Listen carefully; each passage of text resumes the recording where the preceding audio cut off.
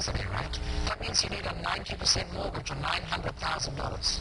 Now, I know some of you think, oh, hang on a minute, 900,000 even at 5%, that's 45,000 a year, that's more than I earn. How am I going to pay it? And the answer is, you will have an asset worth $1 million that's generating rental income. If you buy well, that will more than cover your mortgage interest. So that's question number one. Question number two goes as follows.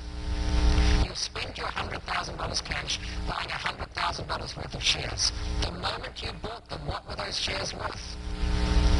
100 grand, right? Because by definition, there is only one price at which willing buyers and willing sellers are allowed to transact. The share market is very efficient. Whether you're buying in Tasmania or up in the Gulf of Carpentaria somewhere, or Darwin or Perth, you pay the same price. So you bought exactly $100,000 worth of shares. Let's compare that with real estate. The day you bought your property for $1 million using $100,000 cash and a $900,000 mortgage, what was that property worth? $1 million. Is it possible that it was worth $1 million? Sure it is. However, is it not also possible that some fast-talking real estate agent or seller talked you into paying $1 million for a property that's only worth $640,000? Is that possible? Sure it is. Does it happen? You better believe it. By the same token, is it not also possible that you just bought a property for $1 million and when you get a valuation report on it, it's worth $1.5 million? Is that possible? Does that happen? Every day of the week, folks. The question you might want to ask is, why would anyone in their right mind sell a property for $1 million when it's worth $1.5 million? Does anyone want to know the answer to that? You do? Okay. There are 101 reasons, folks. Every reason is unique. Every property that I've bought at below its true value has had a different reason as to why people have sold it for below its true value. Very often it's because the sellers are too stingy to engage the services of a valuer. Then I know what the value is. Look, the house next door sold for $460, and the one up the road sold for $480. So if I get $520 for mine, I'm doing really well, aren't I?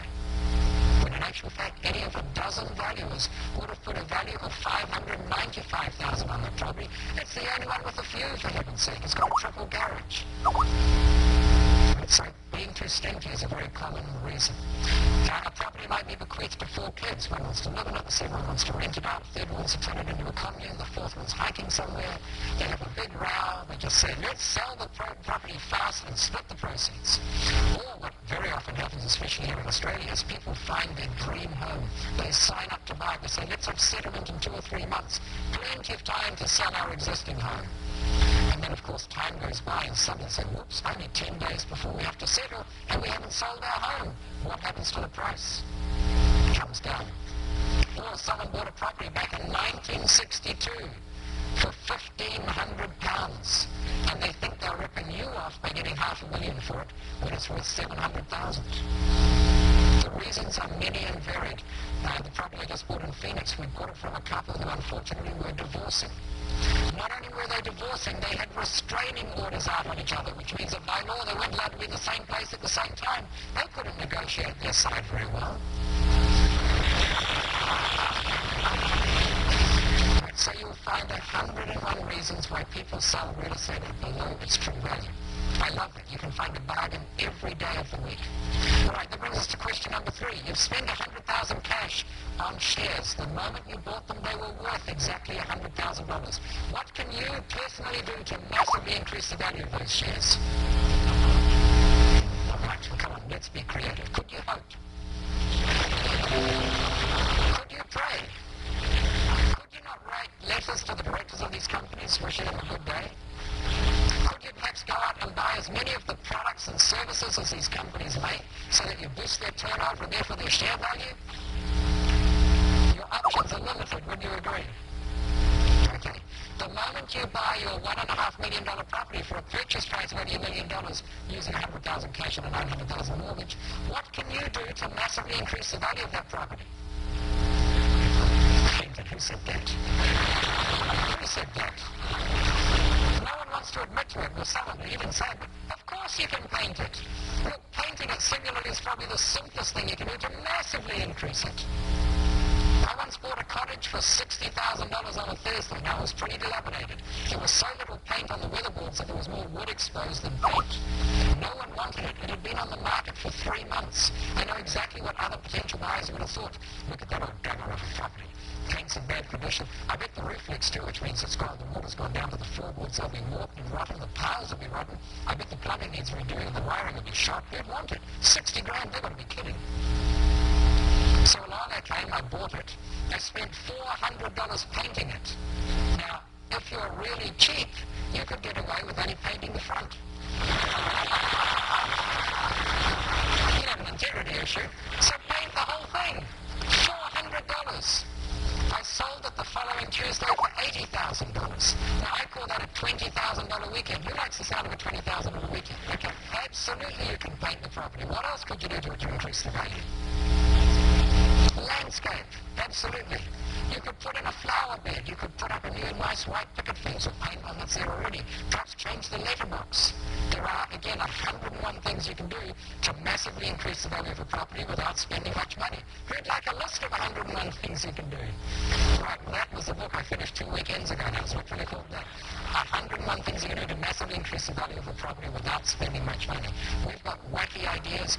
Just shampooing the carpets might do it, or perhaps replace the carpets. You don't have to buy new ones. You can get great second-hand carpet or end-of-run carpet. Or maybe lift the carpet and see what wood is underneath. If it's nice wood, get a commercial sander in to sand it, polyurethane it, and you've got a beautiful wooden floor.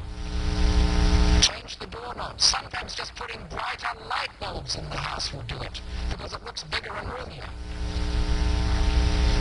If you've got a really expensive home here in Sydney, or one of those $2 million plus homes, would you like to know how you can spend $200 on concrete to increase the value by $20,000 or $30,000?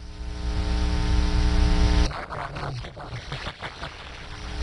Look, all you do is you pour the concrete in the middle of your rambling front yard somewhere, and you get a paintbrush out and you paint a white H on it with a circle around it. And then the society magazines will be able to say, oh, the so-and-sos have a helipad. Look, you're limited by your imagination. There are so many things you can do to massively increase the value. My favorite example is the carport. And it goes like this. Imagine you have a rental property, 2, 3, 4 bedrooms, doesn't matter. It doesn't have a garage or a carport. Do you think that your tenants would prefer it if there were a carport there? Of course. Would they be willing to spend more money to have a carport? Yes. $20 a week, is that an exaggeration? Is that too much? You'd easily get an extra $20 a week, right? Now ask yourself, how much would it cost to build such a carport? A carport is just 4 poles and then a roof with a slope on it. Again, if you're really cheap, you could probably get away with 3 poles. It would look odd, but you'd get away with it. So 4 poles. I maintain you can build a carport for $1,000 easily. You get $20 a week extra in rent. Over the course of a year, that's $1,000, right? With which other investment that you can name can you spend an extra $1,000 on it and then get $1,000 a year forever coming back? Indexed for inflation. That's 100% return. That's pretty good. As I say in the infomercials, but wait, it gets better. Imagine you didn't pay for the carport yet. It's cost $1,000. You bring the valuer back in and say, look, I'm getting $1,000 extra a year in rent. What's the value gone up by? He's likely to cap that rental out. We may be able to cap rates here, but he'll cap it out by around 10%. And so it's gone up by about $10,000. You go back to the bank and borrow a lot of 70% of that. You'll get $7,000 from the bank. And now you have to pay mortgage interest on it, which even at a generous 10% would just be $700 a year. You're collecting $1,000, $700 in mortgage interest. That means you've still got $300 a year indexed for inflation for the rest of your life. You use $1,000 of that $7,000 to pay for the carport. It's paid for, correct? That leaves $6,000 in your pocket. Now ask yourself, is that $6,000 income? It's not, is it? So there's no income tax owing on it. Is it a capital gain? No capital gains tax. Is it the sale of something? No sales tax. Ladies and gentlemen, there are no tax obligations on that lump of money that you've just put in your pocket.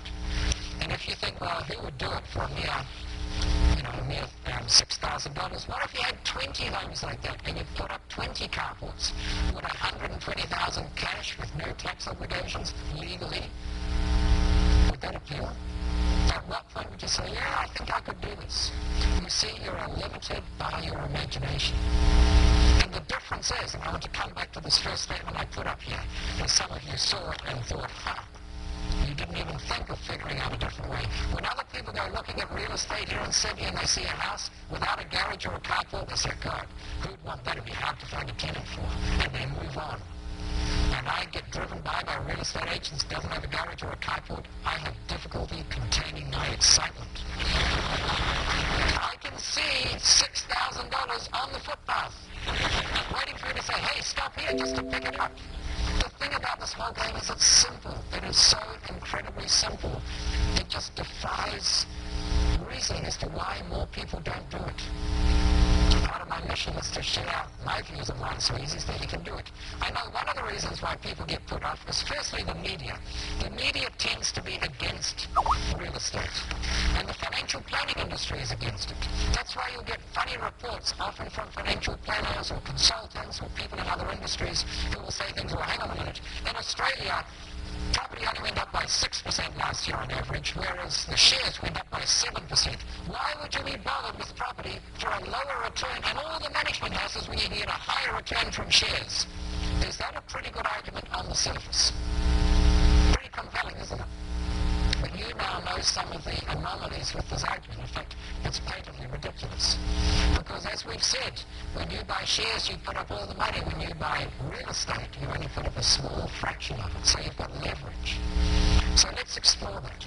I want to talk about the yield that you get on most cash investments. So yield, by definition, it equals the return that you get, or the money coming out, divided by the investment. So let's put some numbers to it. Let's say we have the same $100,000 cash and we want to put that in the bank. So our investment is $100,000. And the income we're earning from it is $6,000 per annum. Very reasonable, right? You get a return on it at $6,000 per annum. The investment's $100,000. What's your yield? What's the percentage return? 6%, right? It's not rocket science. I know for the purists amongst you, it will change a bit depending on whether you're paid weekly or monthly or quarterly or annually, and whether the interest is paid in arrears or in advance. But in general, the return will be around 6%, and that 6% is an accurate reflection of how your investment is working. Now, when we compare that with real estate, it's a bit tricky. Because the yield on a piece of real estate, by definition, equals the rental income divided by the purchase price. Nothing wrong with that. The rental income divided by the purchase price. So let's talk in terms of a property that we bought for $100,000. And our rental income is $6,000.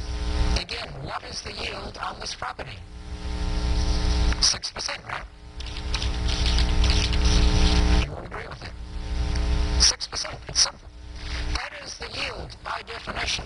However, it is no longer an accurate reflection of how this investment is working for the simple reason that the purchase price may have been $100,000, but have you necessarily put in $100,000? The answer is no. You might have only put up 10% as a deposit and the rest was borrowed. So if you in fact put up $10,000 and you've still got $6,000 coming out, then you've got $6,000 over $10,000, which is 60%. Big difference, right? But hang on a minute, we now have a mortgage of $90,000 and we're paying interest, and let's say at 5%, $90,000 would be $4,500. So our returns are now only $1,500 divided by the $10,000, which is 15%. Still a lot better than the share market at 7%, but it's different from what we started off with. In addition to the mortgage interest, we've got maintenance issues, rates, insurance, pest control, letting fees, management fees, all those other expenses that degrade your income and will give you a worse yield. On the other hand, there is also one aspect to real estate that you get which increases your income. Does anyone know what it is? Depreciation. It's often called a phantom income. You can legally depreciate the property even if it goes up in value. For taxation purposes, the effect of that is effectively that the government gives you some money. They're encouraging you to invest in real estate. We'll explore that a bit later on. What I'm getting at is that whereas it's very easy to work out the yield on a cash investment, it is very difficult to work out the true return on a piece of real estate. That's why working it out on a piece of paper is not very wise. And what we do is we revert to a computer analysis. And I want to go through that with you here. We have a program called REAP, Real Estate Acquisition Program, where you can put in all those pertinent details of the property and then figure out whether or not it's a good deal. One of my golden rules is I think you should look at 100 pieces of real estate in order to find 10 that you might want to put offers in on, in order that you might get 3 offers accepted that you then have to finance so that you can buy one. It is a numbers game. Right? And how are you going to look at 100 pieces of real estate if you don't have an efficient way of analyzing them? So what I'd like to do is go to the screen here and show you how we can easily enter this data. Firstly, when we start the program, we've got 3 big icons up on the screen. The first one here is a map of the world where we set up the locations and the parameters for that location. So you can do this in various countries. The USA, Australia pops up here, for instance. This is where we put in things like the tax scales that are in use. Right, so once you've set up your country, you then go to the screen where we input data on the property. Now here we get to a very interesting point, because I can give you examples of properties I've bought, and you're all going to yawn and say, yeah, no wonder. I bet all the agents around town give them the best deals, even if it's just so that they can say, hey, we sold a property to Dolph. Well, it doesn't work that way. But my deals are pretty good. If I analyze one of mine, you're likely to say, no wonder, that's a BΔS deal. So is there anyone here who has just bought a property, or perhaps more interestingly, you're about to close on one or settle on one, and you want to know whether it's a good deal, and before you volunteer, I've got to tell you. We once did this for a large real estate firm, and their second in command said, yeah, I just bought one, and we analyzed it, and it turned out to be a dog. So you've got to be willing to fail in this one. Is there anyone who's just bought a property, and you know all the numbers on it? You know the rates and the insurance and all that sort of thing? You do, not so sure? You do, sir? Okay. What's your first name? Tom. Thanks, Tom, for volunteering for this. Okay, so the first thing I'm going to do is I'm going to load a new property, and we're going to call it Tom's Bed. And here we go. We set everything to 0. The first thing you have to do is set it up for Australia. I presume it is in Australia, Tom. We won't put the address details in. Have you bought it already, or are you about to buy it? It's happened today. How exciting, all right? Well, here we go. First question is, well, it is. He can't go back now, you know, it is what it is. So, Tom, do you mind sharing, what did you pay for it? $99,000. Have you had a valuer in to value it? And what did he say? All right, let's put in 132, if you don't mind. We can see later what would happen if we made it 140. So we've got 132. The conveyancing cost, the cost of putting in your name. And you do know the numbers, okay? $1,132, done. If there are any other costs that come to mind once we've gone through, remember to sing out about them. You